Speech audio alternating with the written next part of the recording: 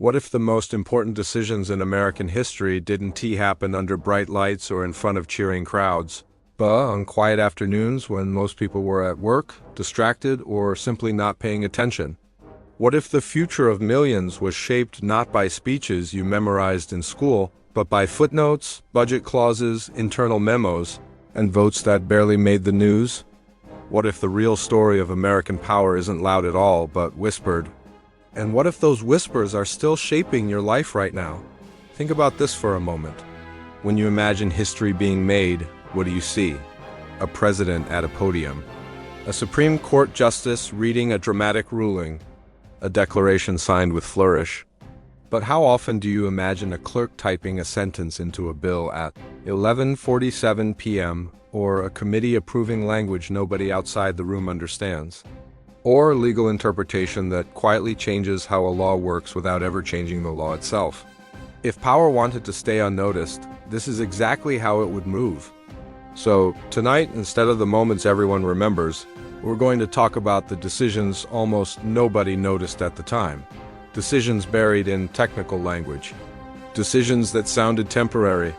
Decisions that were described as boring, administrative, or purely procedural. And yet, decades later, they still determine who has power, who doesn't, who gets protected, who gets punished, and who gets forgotten. Let me ask you something as we begin. If a decision reshapes the country but nobody protests in the streets, does that make it less powerful? Or does it make it more powerful? One of the quietest yet most influential decisions in American history didn't involve guns, armies, or even laws in the way we usually think about them. It involved math. And not the kind of math people like to talk about. The kind that makes dinner tables uncomfortable and history books nervous. In 1787, while the Constitution was being written in Philadelphia, delegates faced a question that sounds technical but was morally explosive. How do you count people for representation? Not voters, people. Southern states wanted enslaved people counted when determining how many representatives they would get in Congress. More people meant more power. But those same states had no intention of granting those people rights, citizenship, or a voice. Northern states saw this clearly. Counting enslaved people would inflate Southern power while keeping those people in chains. It was political leverage extracted from human suffering. So the delegates did what exhausted politicians often do when moral clarity threatens to derail a deal. They compromised. Not halfway, not honestly. They decided that 5 enslaved people would count as 3 people for representation and taxation. 3/5, a fraction that sounds abstract until you realize what it meant in practice. That single number quietly rewired American politics. It gave slaveholding states extra seats in Congress, extra electoral votes, extra influence over the presidency, the courts, and national policy. Historians like Paul Finkelman and Jill Lippery have pointed out that without the 3/5 compromise, several early presidents would likely not have been elected. Laws protecting slavery may not have passed. The balance of power would have looked very different. This wasn't shouted from rooftops. It wasn't celebrated. It was written into a document framed as a triumph of liberty. And for nearly 80 years, that quiet fraction shaped westward expansion, federal appointments, and the Supreme Court. By the time it was erased by the Civil War and constitutional amendments, its damage was already woven into the country's foundations. So here's the question. When a democracy builds its power on an invisible calculation, who really governs, the people or the math? And that brings us to another quiet decision, one that doubled the size of the United States almost by accident. In 1803, Thomas Jefferson faced a dilemma that most presidents would kill to have. France offered to sell the entire Louisiana territory, not a city, not a port, an entire continent's worth of land. Jefferson didn't have clear constitutional authority to buy foreign territory. He knew it, he worried about it. He even drafted a constitutional amendment that would make it legal, but time was short. Napoleon needed money, war was looming. And opportunities like this don't wait for legal perfection. So Jefferson did something subtle but transformative. He sent the treaty to the Senate anyway. No massive public debate, no nationwide referendum, just a quiet ratification. And just like that, the United States doubled in size. Historians often frame the Louisiana Purchase as visionary leadership, and maybe it was. But what's often overlooked is the precedent it set. A president acting beyond explicit constitutional authority, justified by necessity, ratified by silence. As legal scholar Bruce Ackerman has noted, this moment helped normalize the idea that executive power expands during moments of opportunity or crisis. And once that door opens, it rarely closes completely. Buying all that land raised another question that almost tore the country apart. Would new states be free or slave? In 1820, Congress answered with another quiet solution, an imaginary line across a map. The Missouri Compromise established that slavery would be allowed below a certain latitude and prohibited above it. It was legislative duct tape. Everyone knew it was temporary. Everyone pretended it wasn't. For 30 years, that line governed expansion.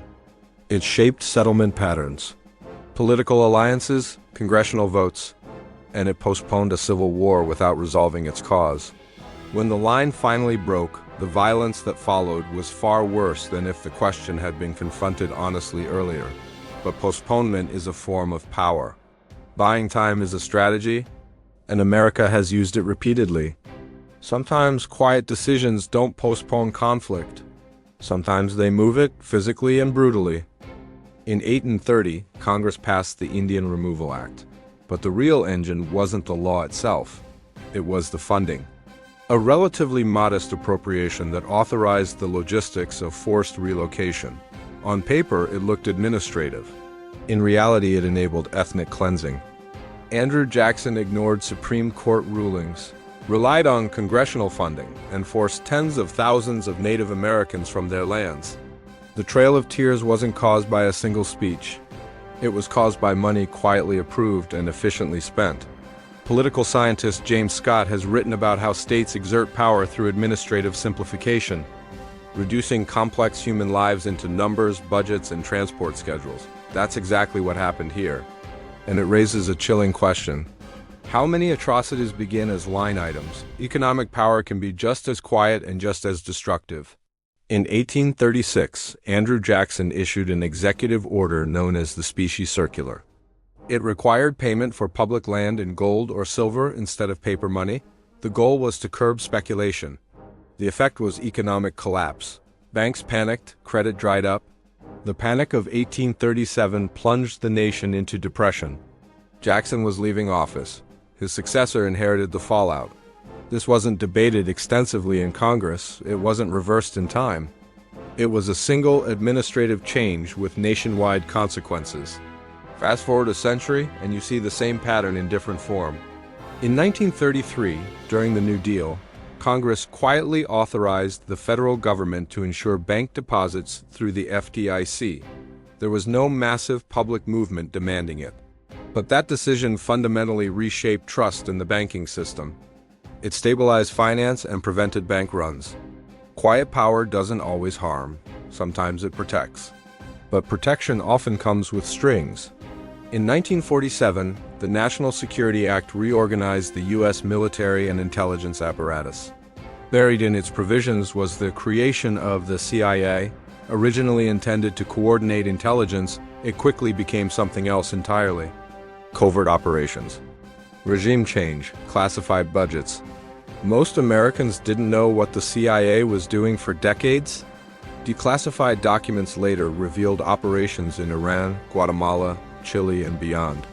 Decisions made in secrecy, justified by national security, reshaped global politics without public consent.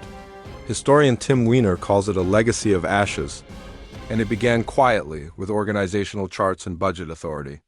Sometimes quiet decisions redefine who counts as a person under the law.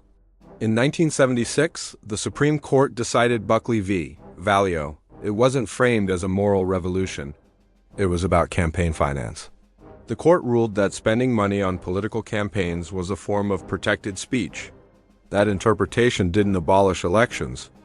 It didn't ban voting, but it changed everything. Wealth became louder, corporations gained new influence. And decades later, citizens united amplified that logic even further. Legal scholars like Lawrence Lessig argue that this decision corrupted democracy not through bribery, but through dependency. Politicians now rely on donors to survive. And all of it traces back to a quiet judicial interpretation. Ask yourself this. If money speaks, who gets heard? Immigration policy followed a similar path. In 1965, the Immigration and Nationality Act ended racist national origin quotas. That was the headline. But buried in the law was a provision prioritizing family reunification. At the time, lawmakers didn't expect it to dramatically change immigration patterns. They were wrong. Chain migration reshaped demographics, cities, labor markets, and culture. It wasn't controversial at first. It became controversial later, and by then it was deeply entrenched. This is the pattern again and again. Decisions framed as technical, effects that are anything but. In 2001, after the September 11th attacks, Congress passed the Patriot Act. Most members admitted they hadn't read it fully. It expanded surveillance powers, reduced privacy protections, and normalized data collection on an unprecedented scale. These powers were justified as temporary emergency measures. But as scholars like Edward Snowden later revealed, emergency powers rarely expire. They become infrastructure. And infrastructure is hard to dismantle. During the 2008 financial crisis, another quiet decision reshaped the economy. The Federal Reserve created emergency lending facilities under obscure legal authority. Trillions of dollars flowed to stabilize banks. Ordinary Americans didn't see the mechanisms. They saw the aftermath. Was it necessary? Many economists say yes. Was it democratic? That's harder to answer. Fast forward to 2020, the pandemic triggered stimulus checks. For the first time, the federal government sent money directly to citizens at scale. It felt radical, but it happened quietly, through existing IR systems authorized by emergency legislation passed in days. That normalized a new idea, direct cash relief. And once normalized, it became politically possible again. In 2021, the expanded child tax credit cut child poverty nearly in half, and then it expired. No dramatic repeal, just quiet inaction. The absence of a decision became a decision. Poverty returned? Political theorist Hannah Arendt warned that evil often operates through banality, through routine, through normal processes. The same is true of power. In 2022, the Inflation Reduction Act was marketed as inflation control.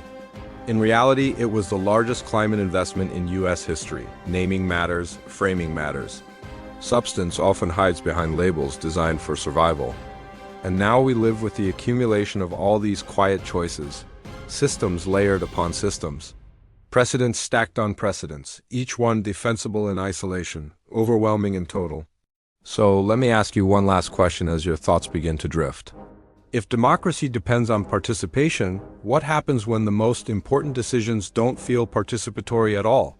When they happen quietly, legally, efficiently, while everyone is watching something else? History doesn't always announce itself. Sometimes it whispers, sometimes it hides in plain sight, and sometimes by the time we notice, it's already decided the shape of the world we live in. Sleep well, and remember, the loudest moments aren't always the ones that matter most.